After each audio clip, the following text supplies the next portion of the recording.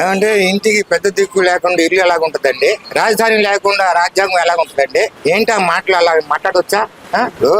రాజధాని అనేది కంపల్సరీ ఉండాలి. దాన్ని అటు ఇటు అటు డివైడ్ చేయకూడదు. ఒకళ్ళు చేసినప్పుడు దాన్ని మనం కూడా సహకరించాలి. అంతేగాని ఈ పిచ్చి మాటలు పిచ్చి పనులు చేయకూడదు.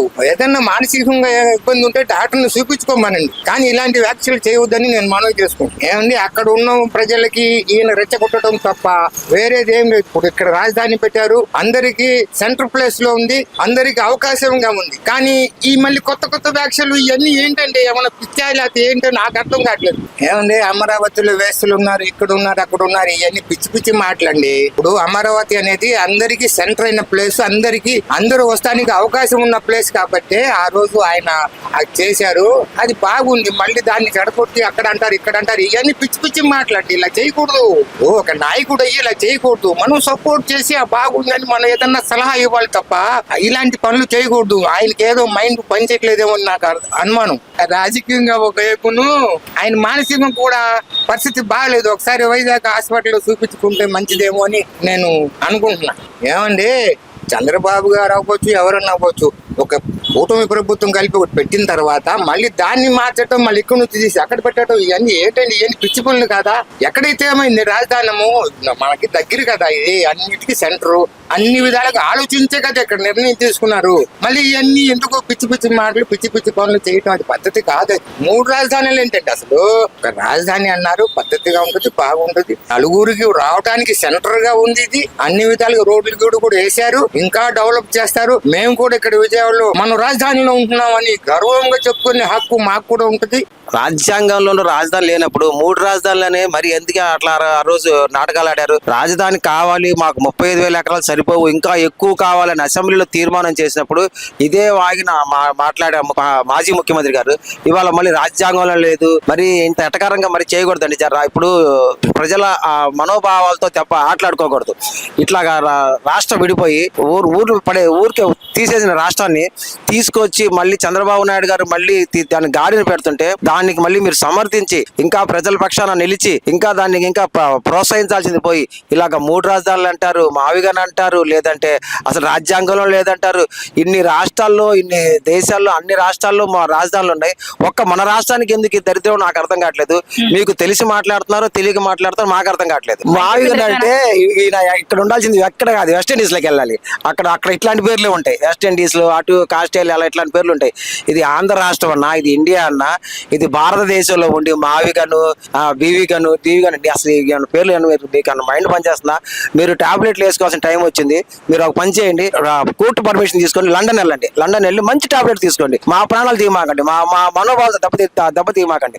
ప్రతిసారి రాజధాని అనే ప్రతిసారి వచ్చి కూడా ఇట్లాంటి మాటలే మాట్లాడి ఇట్లాంటి కోతలే కోసి మా మనోభావాలు దెబ్బతీసి ప్లస్ మా రాష్ట్రానికి అభివృద్ధి లేకుండా మీరు చేసిన పని మూలంగా ఒక 20 సంవత్సరాలు రాష్ట్రానికి పోయింది. అమరావతి శాశ్వత రాజధాని, ఒకే ఒక రాజధాని అనే విధంగా ఒక తీర్మానాన్ని పెట్టారు.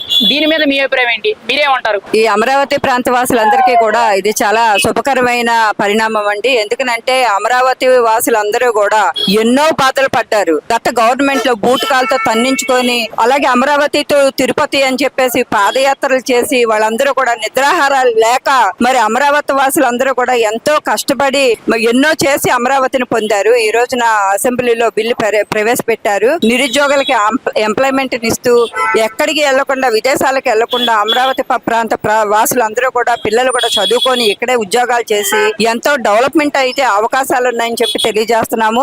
ముఖ్యంగా తెలియజేసింది ఏంటంటే ఈ కూటమి ప్రభుత్వం మోడీ గారు కానీ, పవన్ కళ్యాణ్ గారు కానీ, మరి అలాగే చంద్రబాబు నాయుడు గారు కానీ ఈ కూటమి ప్రభుత్వంలో ఒక మంచి పరిణామం జరిగిందని చెప్పేసి అమరావతి ప్రాంత వాసులు అందరూ కూడా నిర్భయంగా గుండెల మీద చేయలేసుకొని పడుకోవచ్చు. తర్వాత ఏ గవర్నమెంట్ వచ్చినా, ఎన్ని క్యాపిటల్ సిటీలు వచ్చినా సరే అమరావతి ఏకైక రాజధాని, అమరావతి క్యాపిటల్ గా నిలబడిపోతుందని చెప్పేసి ప్రాంతవాసులు అందరూ కూడా చాలా గౌరవంగా ఫీల్ అవుతున్నారు. వాళ్ళు ఫస్ట్ నుంచి కూడా క్యాపిటల్ అమరావతిని వ్యతిరేకిస్తానే ఉన్నారండి. వైసీపీ గవర్నమెంట్ మొత్తం అమరావతి అవ్వకూడదని చెప్పేసి ఎన్నో ప్రయోగాలు చేసింది. అవన్నీ కూడా ధీటుగా ఈ రోజున కూటమి ప్రభుత్వం అమరావతి వాసులకి వచ్చిన మహత్తరమైన గిఫ్ట్ అండి ఇది. రానున్న రోజుల్లో కూడా అమరావతి సస్యశ్యామలంగా ఉండి ప్రాంత వాసులందరూ కూడా విస్తరంగా గుండెల మీద చేయలేసుకుని పడుకునే రోజులు దగ్గరలో ఉన్నాయని తెలియజేస్తున్నాము. ఏకైక క్యాపిటల్ సిటీ అమరావతి, రాజధాని అమరావతేనండి. దీంట్లో ఏకాగ్రీవంగా ఎటువంటి మార్పు ఉండదన్నమాట. అది ఇన్నాళ్ళు జగన్మోహన్ రెడ్డి మూడు ముక్కలాట ఆడి రాష్ట్రాన్ని అధోగతి పాలు చేసి మనకి ఇప్పుడు రాజధాని అనేది లేకుండానే మ్యాపింగ్ లోనే లేకుండానే చేశాడు. అట్లాంటిది ఈ రోజు కూటమి ప్రభుత్వం వచ్చి ఆ మ్యాపింగ్ కోసం ఇవాళ ఎంత అయితే పాదయాత్ర చేసి లోకేష్ బాబు దానికోసం కృషి చేశాడో, అమరావతి రాజధాని రైతుల ఆవేదనల్ని, ఆక్రందనల్ని, ఆడవాళ్ళని కొట్టిన దాన్ని మొత్తాన్ని ఎట్లయితే ఆయన కళ్ళతో గమనించి ఈ రోజు దానికోసం చట్టబద్ధత చేసి మనకు పెట్టుబడులు రావడానికి కూడా దానికి మంచి సంకల్పం ఒకటి చేశారు. దాని వాటికి మాత్రం మంచి పరిణామంగా నేనైతే మాత్రం భావిస్తున్నాను. దాని వాటికి జగన్మోహన్ రెడ్డి ఈ రోజు దానికి కూడా హాజరు కాపోయాడు అంటే దానికి ఏంటంటే అతనికి రాజధాని అమరావతిలోనే ఉండాలి అని చెప్పేసి అతనికి ఎటువంటి ఇది లేదు. దాని గురించి అసలు రాజధాని అమరావతిగా ఉండాలి, అంతమంది రైతులు 1000 ఎకరాల పొలాలు ఇచ్చాడంటే, భూమి ఇచ్చాడంటే ఆ భూమికి ఆ వాల్యూ లేకోకుండా, ఆ రైతులకు వాల్యూ లేకోకుండా ఆ రోజు 5 సంవత్సరాల గవర్నమెంట్ వాళ్ళ పాదయాత్రలో కానీ వాళ్ళు దుర్గగుడికి వెళ్ళేటప్పుడు కానీ వాళ్ళని ఎంత ఇబ్బంది పెట్టాడు, ఎంత హింసలు పెట్టాడు అనేది ప్రజలందరికీ తెలుసు. కాబట్టి దాన్ని ఈ రోజు చట్టబద్ధత చేయడం అనేది మాత్రం న్యాయపరంగా అందరూ హర్షించే విషయం అని నేను భావిస్తున్నాను. మన రాజధానికి పెట్టుబడులు రావాలన్నా కానీ ఈ రోజు అన్ని కంపెనీలు వచ్చినాయి, అన్ని వచ్చినాయి, ఎక్కడి నుంచి వచ్చినాయి అనేది మాత్రం ఒకసారి ఆలోచించుకోవాల్సిన విషయమే. ఇప్పుడు కూడా మనం 3 రాజధానులు అన్న విషయం మీద అయినా కానీ ఇవాళ అటు పక్క చూసుకుంటే విశాఖను కానీ, ఇటు పక్క చూసుకుంటే గుంటూరు, విజయవాడనే కానీ, అటు పక్క పోతే అనంతపూర్, కర్నూలు, కడప, చిత్తూరు ఆ ఏరియాలను కానీ అన్నింటినీ సమన్వయంగానే మన కూటమి ప్రభుత్వం అనేది. ఈ రోజున ఒక రాజధాని అనే విధానం ఎందుకు వచ్చింది అని అంటే ఆ రాజధానికి మనకంటూ ఒకే రాజధాని ఉండాలని చెప్పేసి దాని మీద ఫైట్ జరుగుతుంది. కాబట్టి దాన్ని కూటమి ప్రభుత్వం వచ్చిన తర్వాత దాని మీద మీకు పూర్తి స్పష్టమైన ఆదేశాలు ఇవ్వడం జరిగింది. రాజధాని మనకు లేదు. చంద్రబాబు నాయుడు గారు ఆ రోజుల్లో మన మోడీ గారు అమరావతి వచ్చి శంకుస్థాపన చేసి చాలా ఎమ్మెల్యేలు, ముఖ్యమంత్రులు, ఎంపీలు, ఎమ్మెల్యే అందరూ అక్కడికి వచ్చి శంకుస్థాపన చేశారు, మట్టి కూడా తీసుకెళ్లారు. ఆ రోజుల్లో ఇక మన టైం బాగోలేక జగన్ అన్నయ్య వచ్చాడు. వచ్చిన తర్వాత అతను అమరావతి గురించి, పోలవరం గురించి ఏం పట్టించుకోవాలా, అతను నేను చేస్తా, ఇచ్చేస్తా, అది అని చెప్పేసి 3 చేయాలా 4 చేయాలని లెక్కేసుకొని అతను దాన్ని పట్టించుకోలేదు. అది వెనక్కి వెళ్ళిపోయింది. అయితే మన కూటమి పార్టీ గెలిచిన తర్వాత అమరావతి, పోలవరం పని చాలా జోరుగా జరుగుతున్నాయి. ఇక పని గురించి ఆలోచించలేదు. డెవలప్ చెయ్యాలా అంటే మన ముఖ్యమంత్రి చంద్రబాబు నాయుడు గారు అతని వల్ల అయితే ఇక జగన్ వల్ల అవదు. ఎందుకంటే అతను నిమిషానికి మాట్లాడుతున్నారు, ఏం మాట్లాడితే ఎవరికి అర్థం కావట్లా. అతనికి అవకాశం ఇచ్చారు. ఒకసారి అవకాశం ఇచ్చిన తర్వాత కూడా అతను అవకాశాన్ని నిలబెట్టుకోలేదు. ఏంటంటే నేనే అని చెప్పేసి అతను పక్కన సలహాదారులు కూడాను ఎలా సలహా ఇస్తారంటే ఎదురు కొట్టినట్టు మాట్లాడతారు. ఏంటంటే అతను ఎక్కిన తర్వాత ఒక్క ఇటుగా కూడా పేర్చలేదు, పని కూడా మొదలు పెట్టాదన. అతను ఏంటంటే మంచి పని చేసినోడికి ఎవడెవడ పొల్లెట్టినట్టు అతను వచ్చి మధ్యలో వచ్చి అతను ఏదేదో చెప్తున్నాడు అతను. ఎందుకంటే అది ఏం చేయాలి అర్థం కావట్లా.